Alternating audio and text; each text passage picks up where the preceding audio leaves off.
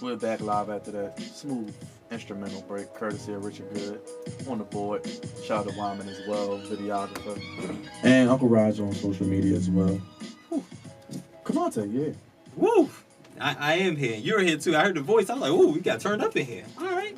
Y'all was talking to goofiness. I feel like, you know what I think I'm about to do? I'm about to be the heel for y'all wrestling segments. I feel like that's what I'm feeling. You don't even sound heel. Heel. That's on the heel. I think that's how y'all call it. Heel. Do y'all say it with y'all pinkies up, or how does that work? However you want to First say of it. all, Man. The fact that you why talking would about somebody it. put a pinky up? I don't know, man. Because I can't tell y'all nothing about y'all wrestling. Just don't do like be careful with them pinkies because Batista may have lost a couple fingers due to courtesy of Triple H last night. He lost a ring in his nose. Yeah, he lost his nose ring too while he was at Listen. Let me tell y'all something. Let me tell y'all something. Ain't no way y'all about to catch me 7 hours watching grown men fighting they draws. That's what I'm not about to do. You know, technically, you could say the same thing about UFC or boxing. Those are shorts, sir. It was a long time. I'm just saying, It was if like you a wanna shift. attack It was me. a shift. It was a shift. Okay. It probably wasn't bad. I heard y'all had a really good time, but I couldn't. I don't know about that one. You were prepping your goofies of the week, I heard. Absolutely. Well, let's get straight to it, Don't brother. even sound Cavante's goofies of the Man. week. He's got supersized cards this week. Yes. I definitely do have supersized cards, and we want everybody to know, for all of you that don't, I have 2 cards here. I have a green card and I have a red card. These are different levels of goofiness. The green card is a low level goofy. Usually talk about it, leave it alone. It usually doesn't grow legs. It doesn't get any bigger. But that red card, that high level goofy, this is some egregious mess that needs to be addressed and needs to be talked about. And we may talk about it for quite some time. So, I have a couple this week. I'm gonna start low and then high. Byron, you already know how I do. Green. So I'm gonna start low. Virginia and Auburn. I'm gonna bring everybody's attention to the Virginia and Auburn game. There was a quick little mistake, a miscall, if you will, which is, I guess, normal for referees, but a miscall. But it was one of those things like, dang, I missed it too, type of thing. But Ty Jerome was dribbling the basketball, dribbling it off the back of his leg, picked the ball up, and began to dribble again. Yeah. Now, where I'm from, how I grew up, that's a double dribble. That's the double. Yeah. That's definitely a double dribble, and they missed it. But in the end, the next play, which goes to my high level goofy, Oh boy. the good old red card. There was a guy by the name of Guy, one of the premier 3-point shooters for Virginia, and he had an opportunity of a lifetime to potentially shoot a game-winning shot in the Final Four. This is where people get immortalized, right? He takes a 3, Kyle Guy. He shoots it, he misses it. Everybody thinks the game is over. But no, wait. He gets fouled. Did blow the whistle. Probably couldn't hear it in that crowd, but yeah. Right. Because if you'd have saw Auburn, they'd have thought they won. But then when they looked at the replay, Mr. Dowdy didn't give him room to land. And I think it's something funny that a lot of defenders do. They have their hands up like this, as if they didn't do anything. But lo and behold, he was slowly moving his lower body into the space of Kyle Guy's landing space, which you're not allowed to do. Number 1 rule, when you're playing defense and the team has to shoot, do not foul a shooter. You do not foul a shooter, especially a 3-point shooter. So, even though Guy missed, you fouled him. You didn't give him his space to land, and the refs called a foul, which was pretty clear they had to. And just so happens he happened to be behind the 3-point line. So what does this young man do? Cold-blooded. Goes to the line and hits all 3. And mind you, his team was down 2 with, I believe it was 0.6 left. .6 left, and you cold-blooded go to the line and knock down all 3 of them. Put your team up by 1 with a half a second left. They go on and snatch. Defeat. Hearts out. Victory out the jaws of defeat. There we go. They snatch victory from the jaws of defeat. That's what I wanted to say. Thanks, D. And they move on, snatching the hearts from all the Auburn fans, the whole university. Charles Barkley just snatched it. Everybody's sick. That's at Auburn. Sick. And as a defender, you can't do that. Can't foul a jump. Can't foul a jump shooter. Can't foul a shooter. Period. Especially in that crucial moment. And they end up losing by 1. Very, very, very crushing. So that's one of my high-level goofies. I have one more for you guys. I'm gonna bring y'all attention to I guess I'll say Pittsburgh. Oh boy. Pittsburgh / Oakland.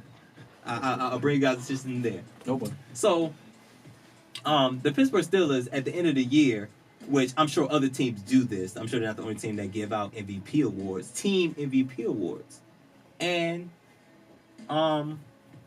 Juju Smith-Schuster Yes. got the MVP award.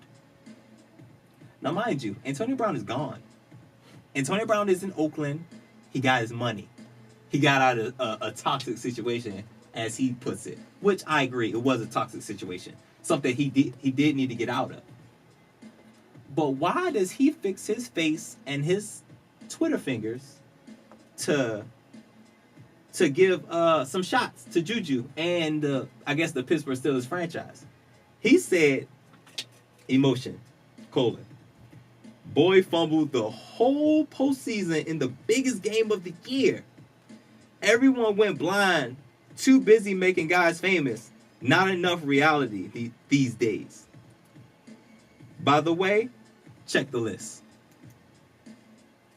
Why? Antonio Brown, why? Why are we doing this? You got what you wanted. You got out of situation and you got broke off. You clear across the country. You in Oakland. Soon to be Vegas if he plays his cards right. So, but why? Why you come at that young man like that? After that week, I believe that was week 16 against the New Orleans Saints. Juju fumbled the ball in a crucial moment. Young rookie wide receiver, he made a mistake. And one thing that a lot of young cats don't do, he owned up to it. And Juju's response was, all I ever did was show that man love and respect from the moment I got to the league. I was genuinely happy for him, too, when he got traded to Oakland with a big contract. And now he takes shots at me on social media? And you can't help but feel for him. Because, why are you coming at me? I know I made a mistake. Everybody knows I made a mistake. But for you to have left the situation and reinsert yourself into a situation that you are no longer in is a bit much. Antonio Brown, I was in your corner all the way up until about now. Because I agree with you about the Ben Roethlisberger situation. I agree. He is not a leader. Never has been, never had to be. Because remember, once upon a time, it was Hines Ward, Troy Polamalu, Ryan Clark. It was other guys that were the leaders of the team. So Ben Roethlisberger never really had to be a leader. So nobody groomed him to be a leader. So I understood that. And told him, I got you. Now leave, go get your money, be out. So why go through all this goofiness and reinsert yourself into a situation that has nothing to do with you? You left. You're gone. Why does it matter who they chose as MVP? But you knew for damn sure it wasn't going to be you. Even if you were the quote-unquote MVP last year, how you left and how you got out of there, ain't no way you would have got the MVP. Whoever would have been runner-up would have got it. So why does it even matter? Coming at that young man like that, who already owned up to his faults. Why you bringing it up, yo? For what, yo? I'm getting to the point, what's really wrong with him? I feel like, you is like they were in a relationship. He broke up with them. He wanted out, got out, went to a better situation, got more money. Well, we don't know if it's a better situation yet. It probably isn't. It actually It's isn't. open. It actually isn't. But he got out of the situation and is benefiting from it because he got a big contract. Why does it matter what the past person did? You wanted out. You got out. You got what you wanted, baby. Why? Inquiring minds want to know. I'm just saying, like, he's top. That's top shelf. You top shelf Goofy for that. So, just to recap. Green, Ty Jerome, and the missed double dribble call from the referees.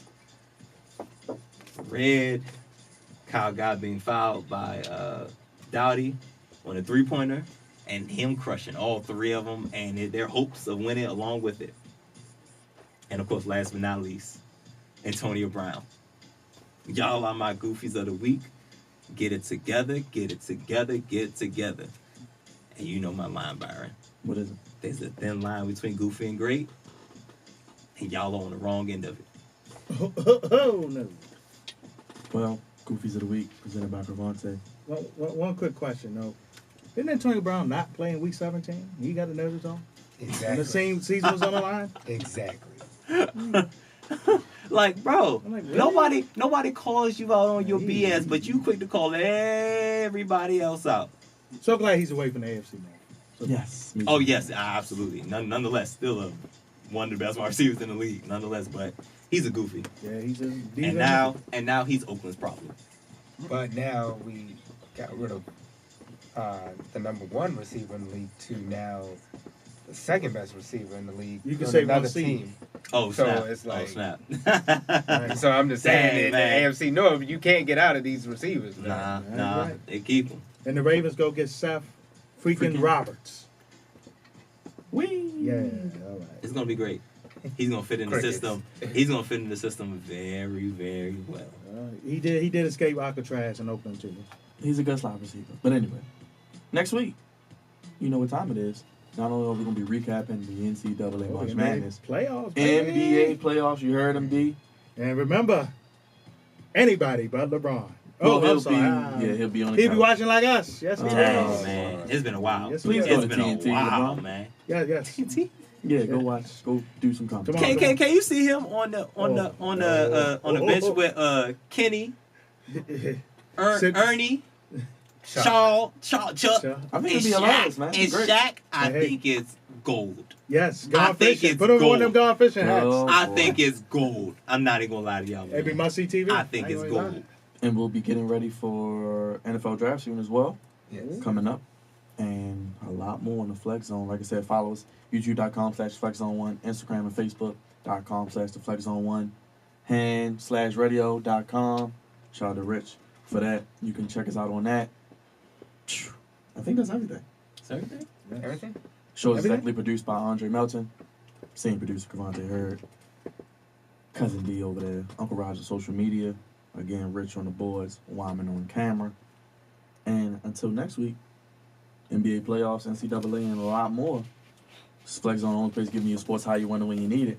We gone. Peace.